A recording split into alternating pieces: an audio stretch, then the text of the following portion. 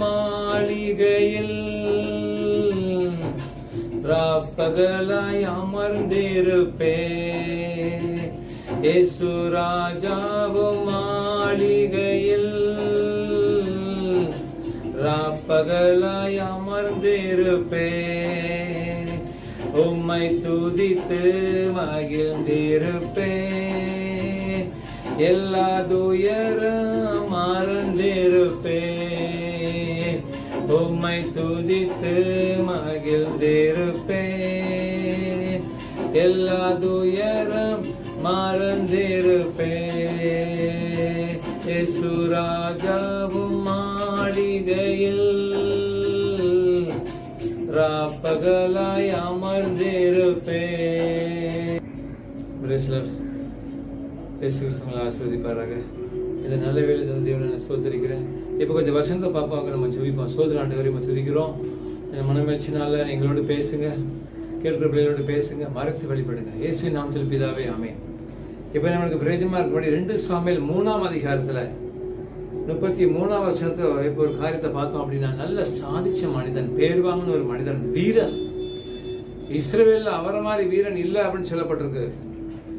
3:33 பார்த்தோம் அப்படின்னா, ராஜா அப்னேருக்காக புலம்பி மதிகட்டவன் சாகிறது போல அப்னேர் செத்து போனானோ. தாவீது ராஜா அப்னேருக்காக அழுதாரு.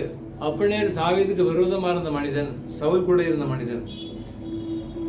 ஆனா உண்மையுள்ள மனிதன் தாவீது ராஜா. அதனால அப்னேருக்காக அவர் அழுதார். மதிகட்டவன் சாகிறது போல அப்னேர் மடிந்து போனானோ. அப்னேர் மனிதன் பெரிய வீரன், படை தளபதி. ஆனா ஒரு மதிகட்டவன் சோகத்தை ஏமாத்தி சொன்னதை நம்பி அப்படி செத்து போயிருந்தார். யோவாப் ஏமாத்தி அவர் கொன்றுதார். அதான் அங்க சொல்லப்பட்டிருக்கு. அப்படிங்கிற பத்தி அவர் சொல்றாரு, உனக்கு மதி கெட்டு போயிட்ட, அறிவில்லையா? 34ஆம் வசனம், உன் கைகள் கட்டப்படவும் இல்லை, உன் கால்களில் விலங்கு போடப்படவும் இல்லை, துஷ்டர் கையில் மடிகிறது போல மடிந்தாயே என்றான். கை கட்டப்படல, கால்களுக்கு விலங்கு போடல, துஷ்டர் கையில் மடிந்து போகிறது போல மடிந்தாயே என்றான். அப்போது ஜனங்கள் எல்லாரும் பெண்ணும் அதிகமாய் அவனுக்காக அழுதார்கள். அப்படியே பெரிய வீரன், தெய்வ சித்தத்தை அறிந்தும் அதை செய்யாத மனிதன். சவுல் இறந்த உடனே தாவீது ராஜ்யத்தை போயிருக்கணும். அதை விட்டுட்டு அறிவு இருமாப்பு உண்டாக்குமா, அன்பு எல்லாத்தையும் மூடுமா. அறிவு, அவருக்கு அறிவு பலன் இருந்த உடனே தாவீது உடனே வரல. அறிவு இருமாப்பை கொண்டு வருமா, அன்பு எல்லாத்தையும் மூடுமா. அன்பு இல்லாத மனுஷன்ட்ட, அன்பு இல்லாதனால மதி கெட்டு போயிட்டு, மதி கெட்டவன் சாகிறது போல அப்படியே செத்து போனானோ. இன்னைக்கு நம்மளுக்கும் அப்படிதான். அன்பு இல்லை அப்படின்னா நம்ம மதியம் கெட்டுறோம். சொல்ற மதி கெட்டவன் சாகிறது போல செத்து போனானோ. எப்போ சவுல் இறந்தானோ உடனே தாவீதை ராஜாவாக்கியிருக்கணும். ஆனா இவர் ஆக்கல, அவர் இஷ்டப்படி செஞ்சார். அவர் இஷ்டப்படி சவுல் பையன் ராஜாவாக்கிட்டாரு. எப்போ இவருக்கு பிரச்சனை வந்துச்சோ உடனே இவர் தாவீது ராஜ்யத்தை போறாரு. இவர் ஒரு பெண் மேல தப்பா இருந்த உடனே அதை சவுல் பையன் சொல்லிதான் இப்படி செய்யக்கூடாதுன்னு உடனே இவர் கோவம் வந்துச்சு. இதுக்கு முன்னால கோவம் வரல, அவர் இஷ்டத்துக்கே இருந்தாரு. அதுக்கு பிறகு தாவீதுகிட்ட போய் நான் இஸ்ரவேல் பூரா நான் உங்கள்கிட்ட கொண்டு வரேன்னு சொல்றாரு. அப்போ எப்போ தேவனுடைய சித்தம் வெளிப்படுதோ உடனே செஞ்சா நம்ம மதி கெடாது. பைபிள் எதுக்கு எழுதப்பட்டிருக்கு? இதை பார்த்து நம்முடைய வாழ்க்கையை நடத்தும்படி, இதை பார்த்து நம்ம பிள்ளைகள் நடத்தும்படி, இதை பார்த்து நம்ம ஆசீர்வாதமா இருக்கும்படி, இதை படித்து கீழ்ப்படிந்து நம்ம ஆசீர்வாதமா இருக்கும்படி இந்த பைபிள் நமக்கு கொடுக்கப்பட்டிருக்கு. பெரியமானவர்களே, தேவ ஜனமே, ஒரு பெரிய வீரன், அவனுக்கு மதி கட்டுட்டு அப்படின்னு சங்கீதக்காரர் சொல்றாரு, மதி கெட்டவன் சாகிறது போல அப்படியே சொத்து போனானோ அப்படிங்கிறார். என்ன பயங்கரமான வார்த்தை. ஒரு வீரன் சமாதானமா மறிக்கணும், சகல மரியாதையோடு மறிக்கணும் அப்படின்னா ஒரு நல்ல ஒரு வீரன், நல்ல ஒரு மனிதனுக்கு ஒரு அழகு. ஆனா இந்த மனிதன் ஏமாத்தப்பட்டு கொல்லப்படுதாரு. பெரிய வீரன் பைபிள் சொல்லுது, பெரிய தரவாசாலின்னு பைபிள் சொல்லுது. ஆனா தேவன் வேணும், தேவனுடைய சித்தத்தை அறிந்து கொள்ளணும். தேவன் சித்தம் என்ன? தாவீதை ராஜாவாக்கும்படி பல வருஷம் சொல்லிட்டார். சவுலை தள்ளிட்டேன், தாவீதை ராஜா அப்படின்னு. அப்போ தேவ சித்தத்தை அதை கண்டுவிடவே இல்லை அப்படியே.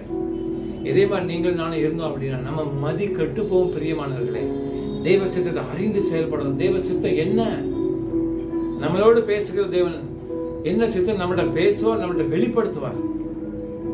இஸ்ரவேலுக்கே வெளிப்படுத்திட்டான். தாவீது தான் அடுத்த அரசன். இதெல்லாம் தெரிஞ்சிருக்கும். துணிகரமா அவர் இருந்தார், தாவீது கூட வராம. அதனாலதான் இங்க மதிகட்டவன் சாகிறது போல செத்து போனான் பைபிள் சொல்லுது. ஒருவேளை ஆண்டவர் ஒப்பு கொடுத்துருக்கலாம். கை கட்டப்படலை, கால் கட்டப்படலை அப்படின்னு சொல்லி புலம்புதார் சங்கீதக்காரர். தாவீது புலம்புறார். துஷ்டர் கையில் மடிகிறது போல மடிந்தாய் என்றான். உன் கைகள் கட்டப்படவும் இல்லை, உன் கால்களில் விலங்கு போடவும் இல்லை. துஷ்டர் கையில், ஒரு மோசமான ஜனங்கள் மத்தியில நீ போய் மாட்டிக்கிட்டியா அப்படின்னு சொல்லி சங்கீதக்காரர் சொல்லி அழுதார். பிரியமானவர்களே, வெளியிலிருந்து நம்மளுக்கு என்ன தெரியுது? இன்னும் பேதில் சொல்லப்பட்டிருக்கு, பிசாசு எவனை விழுங்கலாமோ என்று சொல்லி ஒரு வகை தேடி சுற்றி திரிகிறானா. ஏதாவது ஒரு சான்ஸ் கிடைக்குமா அப்படின்னு சொல்லி அப்படியே விழுங்கிடணும். தேவ பிள்ளைகள் அப்படி விழுங்கிடணும். ஒண்ணுமே செய்ய விடாம பண்ணணும். அதே மாதிரி அப்படியே பிசாசை விழுங்கிட்டான். ஒண்ணுமே செய்ய முடியல, அப்படியே கொண்டுட்டான் யோவாப் அப்படியே. ஆனா யோவாபோட முடிவு நல்ல முடிவு இல்லை. இதெல்லாம் ஏன் நம்மளுக்கு எழுதப்பட்டிருக்கு அப்படின்னா, இந்த நம்முடைய வாழ்க்கையில் ரொம்ப கவனமா இருக்கணும். ஆண்டவர் ஒவ்வொரு நாள் நம்மகிட்ட பேசுகிற தேவனா இருக்காரு, அதை கேட்கணும். பெரிய யுத்தம் நடக்கு. சங்கீதக்காரருக்கும் சவுல் சேவகருக்கும் தாவீது சேவகருக்கும் யுத்தம் நடக்கு. அப்ப எங்க யுத்தத்துல எவ்வளவு பேர் சாகுதாங்க அப்படின்னு நம்ம பார்த்தோம் அப்படின்னா, அதே 2 சாமுவேல் 2ஆம் அதிகாரத்துல 31 விதமா சொல்லுது. தாவீதின் சேவகரோ பென்யமீனிலும் அப்னேரின் மனுஷரிலும் 360 பேரை மனங்கடித்தார்கள். இதுல என்ன தெரியுது அப்படின்னா, தாவீது சேவகர் 12-19 பேர் இறந்தாங்க. ஆனா அப்னேரின் சேவகர் கிட்டத்தட்ட 250 பேருக்கு மேல இறந்திருக்கிறாங்க. இதுல இருந்து என்ன தெரியுது? தாவீது வர வர பலப்பட்டான். தேவ பிள்ளைகள் பலப்படும் போது நம்ம அவங்களுக்கு சப்போர்ட்டா இருக்கணும். உண்மையா இருக்கிறவங்க நல்லா இருக்கும்போது நம்ம அவங்களுக்கு சப்போர்ட்டா இருக்கணும். அவங்களுக்கு விரோதமா போனால் நம்ம முடிவு அப்னேர் முடிவு மாதிரி இருக்கும். சவுலுக்கு நிறைய கோத்திரம் கொடுக்கப்பட்டுச்சு. சவுலுடைய பையனுக்கு. தாவீதுக்கு ஒரு கோத்திரம், யூதா கோத்திரம் மட்டும்தான் இருந்தது. எப்ரோன்ல இருந்தார். ஆனா அவர் வர வர பலப்பட்டாரு. அதை அப்படியே அறியாம போயிட்டான். எங்க பலம் அதிகமா இருக்கோ, தேவ வல்லமா இருக்கோ, அங்கதான் நம்ம சேரணும். எங்க தேவனுடைய சித்தத்தை வெளிப்படுத்துறாங்களோ அவங்க அந்த பிள்ளை கூட தான் நம்ம சேரணும். ஆனா இவர் சேரல. அவர் இஷ்டத்துக்கு தப்பு செஞ்ச உடனே திருப்பி வந்தாரு. நம்ம இஷ்டத்துக்கு போனோம்னா அது நம்ம முடிவு நம்ம கையில தான் இருக்கு. தேவ இஷ்டத்துக்கு நம்ம போனோம் அப்படின்னா, சங்கீதக்காரர் கடைசியில வயசானவரா இருக்கார். ஆனா அவருக்கு அதிகாரம் ஆண்டு கொடுத்துருக்காங்க. ஆகியத்துக்கு பிறந்த அதோனியா நான் ராஜாவேன்னு சொல்லுதான். ஆனா சாலமோன் அம்மா போய், ஐயா நீங்க தான் சொன்னீங்க சாலமோன் ராஜாக்குவேன், ஏன் சொல்லுங்க? தெய்வ சித்தத்தை அறியணும். அப்படி அறியாம போயிட்டா மதி கெட்டு போச்சு. அப்போ பச்சைபால் தாவிட்ட போறான், ஐயா என் பணியை நீங்க ராஜாவாக்குன்னு சொன்னீங்க. ஆமா, இன்னைக்கு நான் ஆக்குவேன். கட்டுல இருக்கா எந்திக்க முடியாத ஒரு மனிதன், அவருடைய தெய்வ வல்லமா இருக்க அதிகாரம் கிடைக்கும். நம்மளுக்கு ஆண்டு அதிகாரம் வல்லமா தருவார். நம்ம முடிவு நல்லா இருக்க முடியும். நம்ம பிள்ளையோட முடிவு நல்லா இருக்க முடியும். நம்ம குடும்பத்தோட முடிவு நல்லா இருக்க முடியும். நம்மளுக்கு ஆண்டு அதிகாரம் தருவார். சங்கீதக்காரருக்கு முடிவு நல்லா இருந்தது. சவுலுக்கு முடிவு நல்லா இல்ல. பெலிஸ்தர்கள் கொண்டு போட்டாங்க. இன்னைக்கு அப்னேரை யோவாப் கொண்டு போட்டுட்டான். சங்கீதக்காரையும் கொல்ல பிசாசு திட்டமிட்டான். ஆனா முடியல. அவர் கூட ஆண்டவர் இருந்தார். சரீரத்துல பலன் இல்ல, அண்ணன் இல்லாம இருந்தாருன்னு சங்கீதக்காரரை பத்தி சொல்லப்பட்டிருக்கு. ஆனா தேவன் அவர் கூட இருந்தார். இன்னைக்கு உங்களோட பலன் இல்லை, ஆனா தேவ வல்லமா மட்டும் வேணும். சரீரத்துல வயசாயிட்டா தேவ வல்லமா மட்டும் வேணும். பிரியமானவர்களே, அதிகாரம் ஆண்டவர் அந்த அதிகாரம் தாவீது கொடுத்திருந்தாரு. ஆகியத்துக்கு பிறந்த அதோனியா யோவாபெல்லாம் போயிட்டாங்க. ஆனா ஆண்டவர் தாவீதோடு இருந்த உடனே சாலமோனுக்கு அடுத்த சித்தம் சாலமோன் ராஜாவாகணும். அதை அறிந்த தாவீது பத்சேபாள் சொன்ன உடனே இன்னைக்கு நான் ராஜாவாக்குவேன்னு சொல்லிட்டாங்க. அதனால அவருடைய முடிவு சமாதானம். அவர் தேவனுடைய தாசன் அவங்க பைபிளில் சொல்லப்பட்டிருக்கு. இவன் என் தாசன், நான் என்ன நினைக்கணும் அது அவர் செய்வார். இன்னைக்கு நீங்கள் அந்த பட்டியலில் வரணுமா? தெய்வ சித்தத்தை அறிந்து கொள்ளுங்க. முடிவு சமாதானம் இருக்கும். உங்க மதி கெடாது. பெரியமானவர்களே, எங்க அப்படியே பெரிய வீரன் மதி கெட்டு போச்சு. ஒருத்தன் கொண்டுட்டான், அவனை கொல்லவே முடியாது. அவ்வளவு பலசாலி அப்படியே. இன்னைக்கு நிறைய பேர் நேர்மையா நம்மகிட்ட பேசி சமாளிக்க முடியாது. ஆனா தேவ வல்லமை இல்லை அப்படின்னா அவங்களும் அப்படிதான் மதி கெட்டு போயிடும். அப்படியே தேவ வல்லமை இல்லை. சங்கீதக்காரருக்கு தேவ வல்லமை இருந்துச்சு. அவர் ஆகியத்துக்கு அதோனியா ஒன்றும் செய்ய முடியல. அவர் சாலமோன் ராஜாவாக்குனார். சாலமோன் தாவீதை கனம் பண்ணார். தாவீதுடைய முடிவு சமாதானமா இருந்தது. உங்க முடிவு சமாதானமா இருக்கணும் பிரியமானவர்களே. இந்த உலகத்துல ஆண்டவர் உங்க கூட இருக்கணும், ஆண்டவருடைய வல்லமை உங்க கூட இருக்கணும். அதை எல்லாருக்கும் தெரியணும், எல்லாருக்கும் தெரியும். சங்கீதக்காரர் அதிகாரம் இருந்தது. அதோனே நான் ராஜா வேண்டு போனா கடைசியில சாலமோன் ராஜா ஜனங்கள்லாம் பயந்து ஓடிட்டாங்க. அதிகாரம் ஆண்டவர் தாவீதுக்கு கொடுத்திருக்காங்க. ஏசாயால சொல்லப்படுது கர்த்தத்துவம் அதிகாரம் எல்லாம் ஆண்டவருடைய தோல்ல இருக்குது. அதை உங்களுக்கு தருவார். சித்தத்தை அறிந்து செயல்படணும், ஆண்டவருடைய வார்த்தையை ஒவ்வொரு நாள் கேட்கணும், கீழ்ப்படியணும். உங்களை தேவன் ஆசீர்வதிப்பார், உயர்த்துவார்.